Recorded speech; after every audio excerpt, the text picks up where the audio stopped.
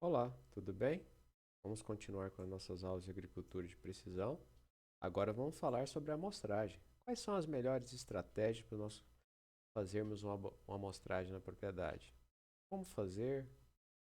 Como pensar? Vamos lá?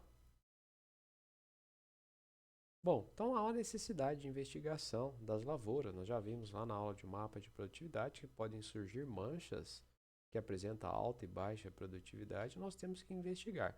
Não há melhor maneira de investigar do que fazer uma boa grade para fazer um levantamento das informações de solo para nos ajudar a entender essa variabilidade. Então, nós temos o objetivo aqui com a amostragem de representar um todo por meio de uma porção dele, utilizando a amostra de solo. É claro que eu posso utilizar outras coisas, né? A amostra de solo é o mais comum, mas eu posso utilizar o tecido vegetal, a coleta das folhas, ocorrência de pragas e doenças, todas elas são informações que eu posso amostrar e tirar algum proveito dessa informação. Então, nós precisamos medir a variabilidade e expressar isso por meio de mapas, como fizemos com a parte de colheita. Nós temos que é uma amostra georreferenciada, então nós precisamos de um posicionamento por meio do GNSS. Nós temos que coletar várias subamostras no mesmo ponto para representar esse ponto.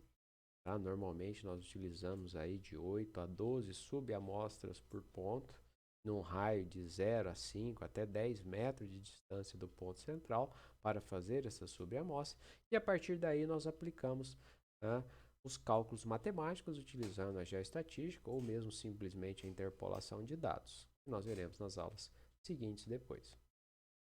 Então, nós temos aqui, né, o objetivo de fazer uma amostra, fazer uma amostragem, de maneira que a gente caracterize essa área e depois fazer um mapa dos atributos que foram coletados. Aqui um exemplo de uma amostragem de solo em grade, que é onde nós utilizamos para fazer um mapa de pH do solo.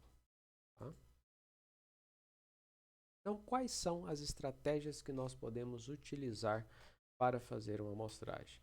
Então, a primeira delas e mais comum é a amostragem em grade ou por ponto. Muito tradicional, principalmente quando eu não conheço a propriedade, não tenho informações da propriedade, é a primeira amostragem que eu vou fazer, faço uma amostragem em grade. Eu vou dividir o talhão em grades, em quadrículas, em pontos regularmente espaçados. Tá? O tamanho da célula ou a distância entre os pontos pode variar de meio até 2 hectares por amostra. Isso seria uma recomendação nossa aqui, não nunca fazer uma grade amostral que uma amostra represente mais do que 2 hectares.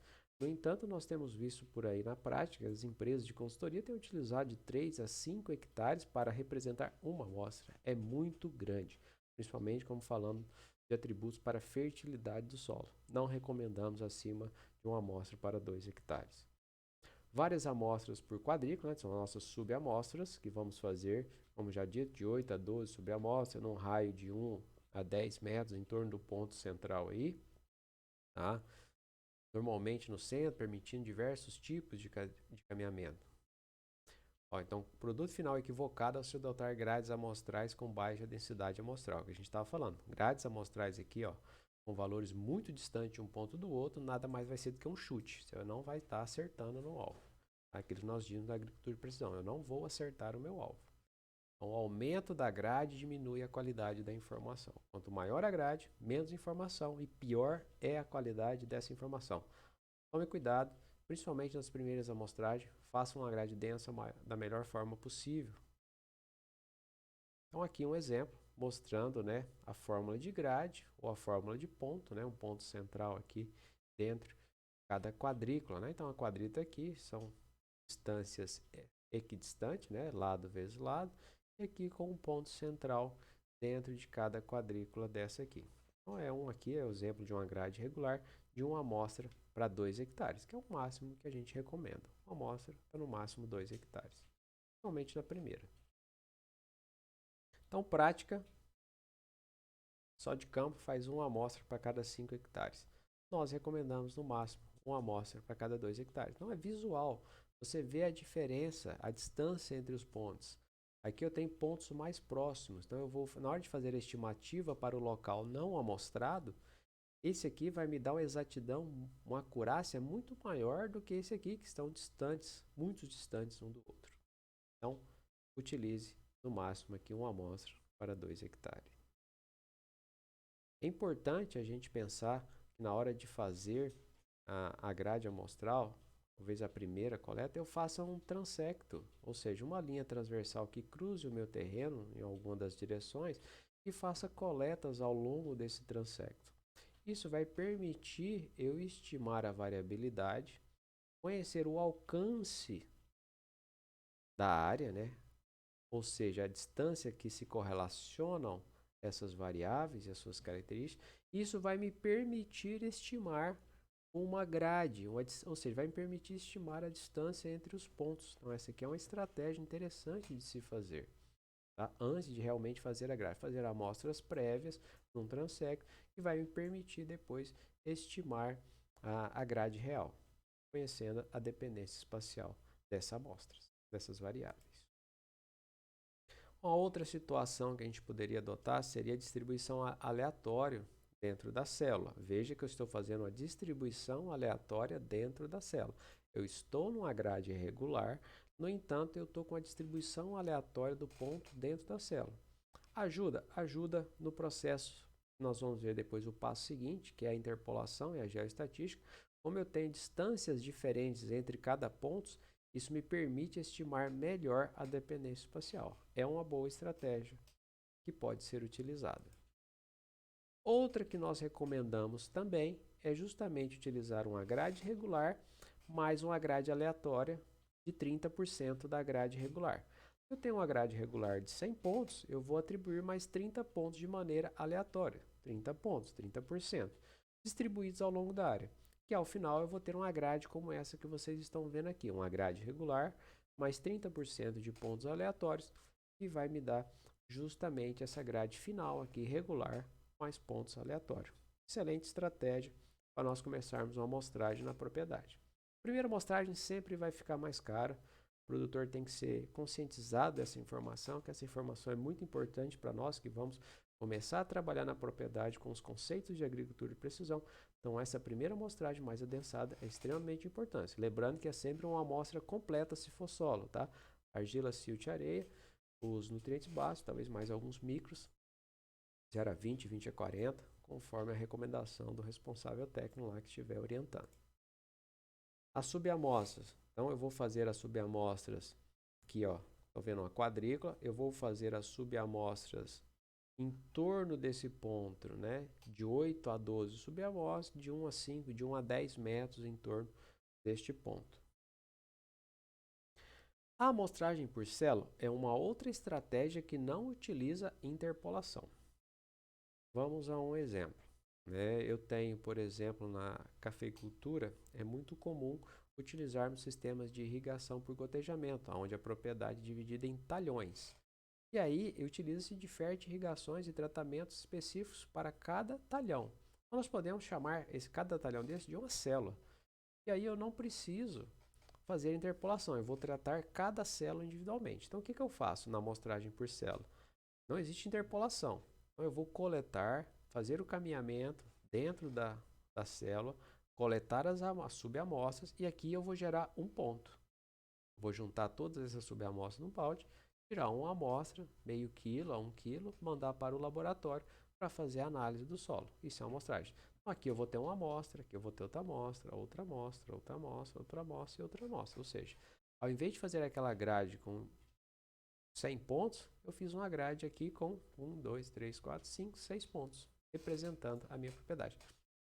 Isso é uma estratégia para redução de custos, é claro, mas uma redução, tá? Uma grade para ser utilizada futuramente, após eu ter um pleno conhecimento da minha área, e aí já poder separar a minha área em zonas. Seria uma estratégia lá para o final, quando já é possível gerar as zonas de manejo. E aí fazer a amostragem apenas dentro das zonas.